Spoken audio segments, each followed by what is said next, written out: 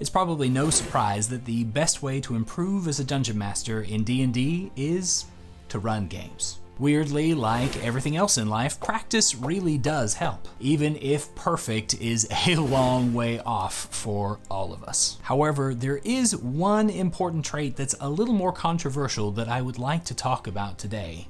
Radical responsibility. Now, we're not talking about Fleet Maugh's Radical Responsibility book, because this is about D&D and because I haven't read it. But I get the feeling that the concept might be similar. I've created a template to go alongside this video to help you put the advice into action. But first, let's get to it. Essentially, for me, the idea of radical responsibility is that absolutely everything that happens at my game table is my fault. Placing blame on anybody other than myself for what happens at the table is something that I try very, very hard not to do. Even though there are players that have come and gone from my tables that have been odious in one way or another and have caused trouble because of their actions. Even then, at the end of that session, I was trying to figure out what I had done wrong that allowed this player to behave in the manner that they did. Because for me, the idea of placing blame is really about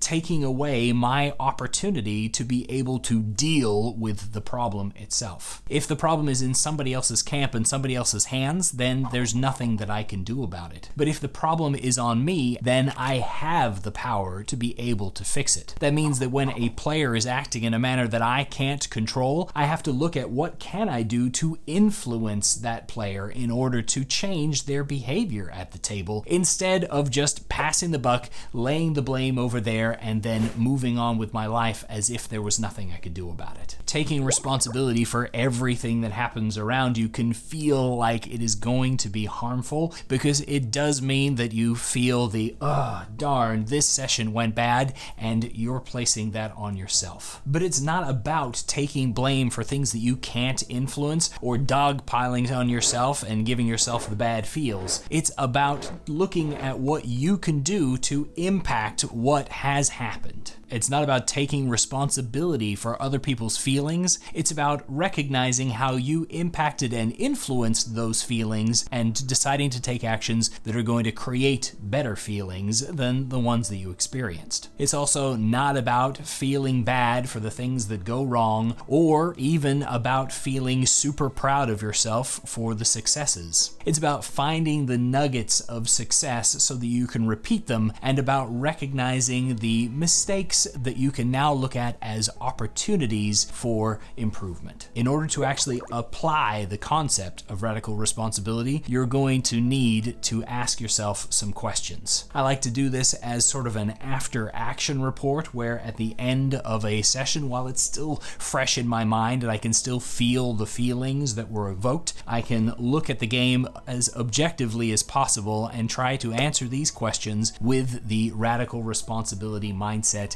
in mind. In the description below, you'll find a link so that you can get a copy of the after action template that I use. And these are some of the questions that you're going to need to ask. Who had the most fun at the table tonight, and why? What did I do that helped that happen? How could I create more of that? Who had the least fun at the table tonight? And what did I do that helped that to happen? What can I do that would help them to have more fun, or what could I stop doing that would stop taking away from their fun? What did I expect to happen tonight? What was my plan for the session? What actually happened tonight, and where did things go away from my plan? What went well? Why did it go well? What needed improvement, and how can I improve it? Looking at the answers to all of that above, what conclusions can I draw about the game that I just ran? And then, what can I do about it? What will make my next game or the next time that I try this specific thing better than what happened today? Remember to always try to answer these questions with a positive mindset, looking for the opportunity to take responsibility for what happened in a manner that will allow you to push forward into a better game next time,